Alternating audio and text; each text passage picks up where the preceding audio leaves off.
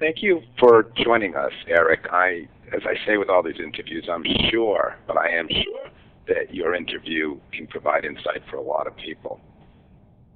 To begin, can you just give a general profile of what you do? I respect your anonymity, but could you do a general profile of what you do in your career? Sure. I run a technology organization where I'm responsible for about $400 million in spend for a company that has annual sales of approximately $30 billion a year. And I guess over the years with this company, I've held different levels of leadership positions to the point where I'm now a director in the company. So I'm sure you're very skilled at what you do. That being said, when I first met you, you had a substantial problem with public speaking, performance anxiety. Could you describe for the audience what that was about? Sure.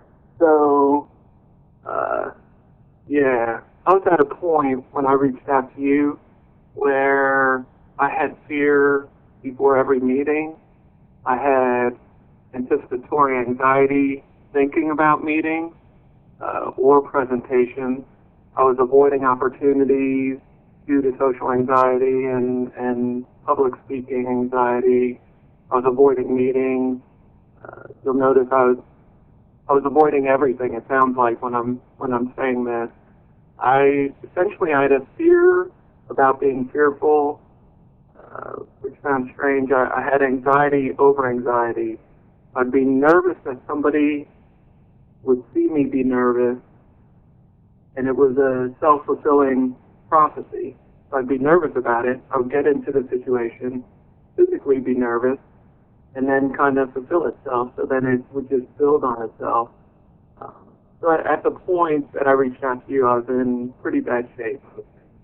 So typically, let's say that it's the weekend, and this is back when you started treatment.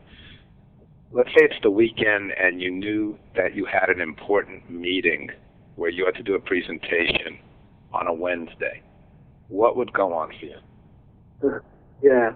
So for me, the less time that I knew about something, the better. So a scenario like you're talking about there, I would find out that I had to give a presentation the following week, and instantly I would have an adrenaline reaction. I would have an adrenaline spike, and immediately I would likely have some negative self-talk. And then... Like what? So I would think something along the lines of, you're going to be nervous, everybody's going to see you be nervous, you're going to embarrass yourself. There may be some leadership personnel that are in this meeting and they may not think you're competent. So And what would your worrying in general be like a week leading up to this event? So it would be a situation where, so after the initial pop, I guess, it would be in the back of my head constantly. So over the weekend, even while I'm spending time with my wife and kids, it would be in the back of my head. So instead of fully participating in my life, I would have this anxiety going, and maybe while I'm having these thoughts, I could be short with my kids or my wife instead of, more understanding around some situations, or I'd be thinking about it at night and it would be impacting my ability to sleep. I would be having a higher level, I call it just walking around anxiety. My baseline anxiety level would be higher, so it would be easier to set me off on an anxiety or an adrenaline rush than it ordinarily might be. So let's say it was impacting my personal life, it was impacting my work life, a meeting that I might not have been nervous about. If I was already thinking about a major presentation coming up the week following, I may not be I don't know the right term, but, I'd be overly anxious for a meeting that normally would not have impacted me at all. Okay, and you're also saying that the obsessive worry was substantially impacting your mood in the process of anticipation of the challenge event. Absolutely. Okay, so what I do in all of these interviews, just because I really do believe in statistics, is I reduce everything from 1 to 10. So measuring the severity of your overall problem, there are layers to it, and this is what's important for listeners to understand, is the anxiety of the challenge situation itself and fear of being noticeably nervous and panic. There's the anticipatory worry, the obsessiveness that can be really draining.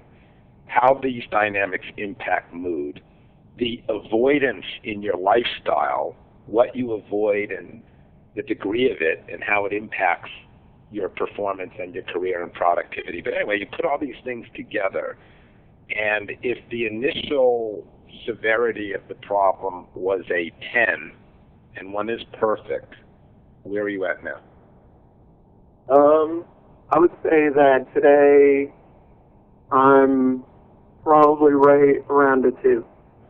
All right, now there's a lot of things that we could talk about, mind states and nurturing and critical script and whatever. What I'd really like you to tune into, which I think you did an excellent job with, is explain to the listeners how you made adrenaline your friend.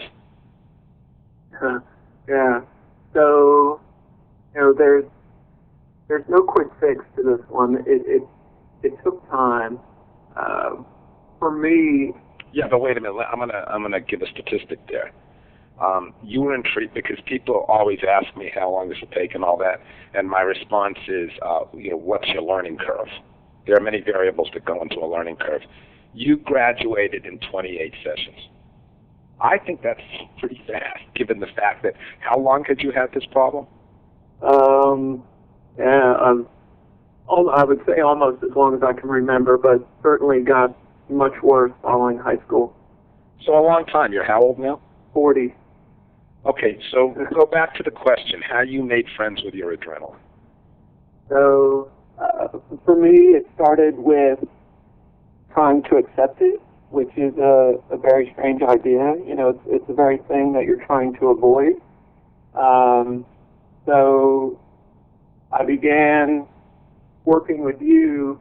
I would go into meetings after our meetings and try to focus on the adrenaline and the anxiety and what it felt like, what it was doing to my body, how I was reacting to it. And by going through that process, I started to gain a little bit of control over it. I began to realize that it wasn't always that bad. One scenario may be worse than another one. So then it's looking at those underlying issues. Why is one meeting or talking to one group more anxiety-inducing than another one? So as an example for me, talking in front of senior leadership was a major issue, whereas it wasn't quite as bad if I was just talking to my direct report. Okay, so there you're identifying your hierarchy. Yeah. Remember when we systematically did your hierarchy, 1 through 10, relatively speaking, your fears. Yep. Which I would do with anybody who had a similar profile that you did. Would you say that you were proactive in going after the hierarchy, meaning going back to the football reference? Did you quarterback opportunities? Did you create them so that you would have the opportunity to implement the adrenaline acceptance technique, or did you tend to wait for the situations to come to you? So, yeah, that's a key thing. So working with you, trying to understand some of those underlying issues and the root causes is certainly key, but the bigger key for me personally was then taking that and practicing, using every single scenario as an opportunity to practice.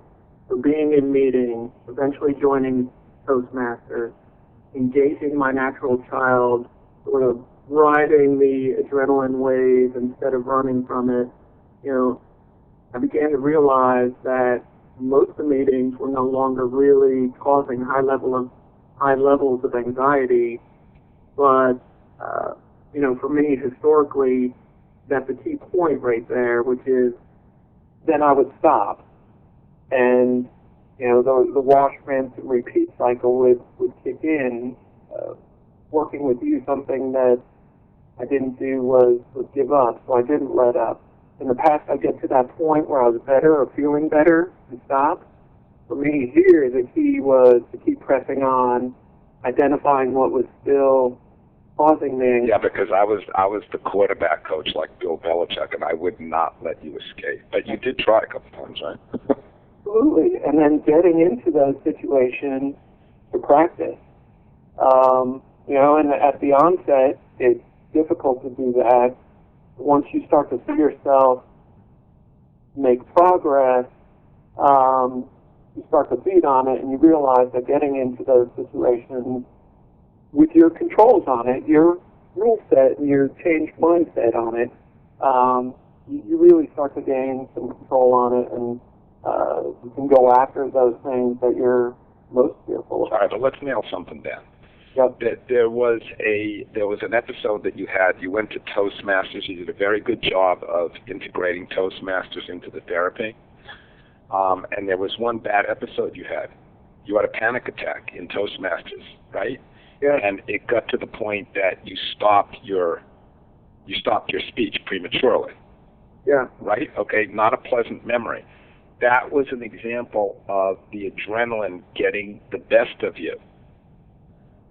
So now here you are, and you've recovered. Talk as specifically as you can. Listen, this is where I really hope that the listeners are going to get some clinical impact and knowledge from this versus here's just another testimonial. I'm really trying here. Okay, so talk as specifically as you can regarding what you exactly did to gain control over the adrenaline.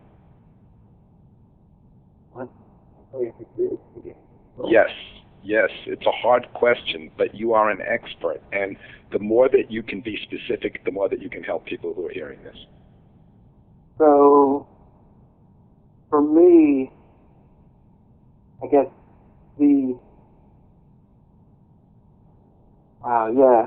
So, exactly what I did was, number one, it's really accepting it, feeling it, acknowledging it in everything that I was doing. For me personally, a lot of what I was feeling in terms of anxiety, I was not acknowledging. There was so much anxiety in my life that was caused by this and ancillary anxiety that I wasn't acknowledging it, and I wasn't accepting it, and I wasn't trying to do anything about it. So acknowledging it was the first and most important key. Physically trying to work with it. So being in a meeting, knowing and feeling the anxiety, understanding that I've got it, and trying to physically work with it. You use the term of riding the wave. So trying to change my mindset. For me personally, the biggest piece of that is engaging my natural child. So changing my ideas around anxiety. So in the moment, I'm having an adrenaline rush, an anxiety-inducing situation. Now today what happens is I acknowledge that, I feel it, I try to change my mindset about it. How can I use this to better my immediate situation? And I'm rolling with it. It's hard to say any one point that helps me to overcome that, but through all of the steps, I've built up, I would say, a tool set or a little treasure chest on the side of things that I can apply towards my anxiety to overcome it. And for me, one of the biggest items was engaging my natural child. I was not looking at any anxiety-inducing situations in a positive light. Everything was stressful. Okay, so when you're doing good here, and I appreciate it. Let's just clarify one thing. The natural child is a mind state. I do mind state work with patients. The natural child mind state is the energy of exploration, discovery, creativity, the development of ideas, risk-taking, healthy sexuality, joy, happiness. How did you apply, this question, then one last one, but how did you apply your natural child mind state to the adrenaline control challenge? Yeah, so here it's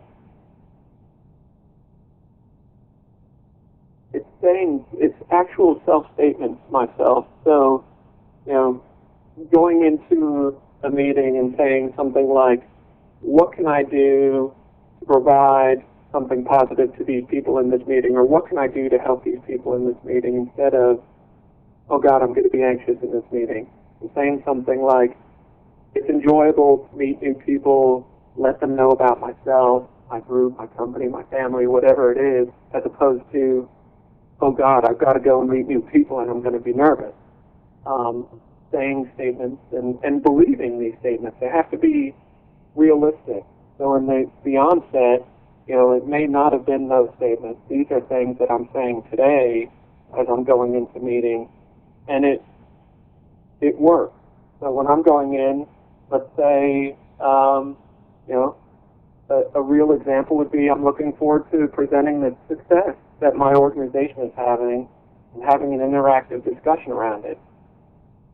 Back 28 sessions ago, it would have been, why are these people asking me to talk about, my organization? Can't they just see what we're doing? So it's a totally different mindset and approach that I've taken, and what was happening was I wasn't having any fun. I wasn't enjoying it. I was not engaging my natural child at all. All right, let me just comment, and then I want to end this with a final question. Okay. One of the things that I want the listeners to understand is that when Eric references natural child mind state, exploration, discovery, that's being in motion. He learned how to quarterback being in motion. When that process does not happen, the result on very deep levels of consciousness is recycled anger and rage, which drives the problem, the obsessive worry, and the anxiety. So in other words, if you're not doing what you truly want to do or should do, be in front of that group, do that sales call, whatever it is, and your desire's there and you don't do it, that becomes an investment at a very deep level at what I'm referencing anger and rage. Okay, last question. A lot of people, the majority of people who have profiles similar to you, and they're looking for help with performance anxiety, public speaking. I know that they are looking for a quick fix, some magic, and the work that we do is antithetical to that. It's hard work. You've got to feel that which you're going to control. You have to feel that adrenaline, which is totally paradoxical or opposite if you're going to learn the skills of controlling it. Yep. So these people who are shopping for an answer, they're asking themselves, is it worth it? So just talk for a minute about how your life is different given what you have accomplished. Yeah. So in the grand scheme of things, 28 weeks is not a long period of time, but there's been a lot of change in my life in that mindset. So today, in my professional career, I've recently taken on a new role within my company. I started back in April, and I'm now actively participating in several senior leadership teams and committees. I've got visibility in the organization and in my professional life that I never, ever would have been able to attain or achieve just that 28 weeks ago. I can see in my personal life that I'm much more engaged at home because I'm not stressing and worrying about every meeting that's coming up. My wife has noticed that. I'm certain my kids have. My patience level has grown dramatically. So my ability to deal with adversity and challenges has grown as well. I was at a point when we started where I was frustrated because I was passing on opportunities in my life and my career that I really wanted to do and be active in, but I didn't do them because I knew I may have to do more presentations or have more interaction with senior leadership. And now I feel like that's no longer a challenge for me. So, anything is an option for me at this point in time, and that's a very empowering feeling. Perfect place to end. Thank you very much Thank for you. sharing.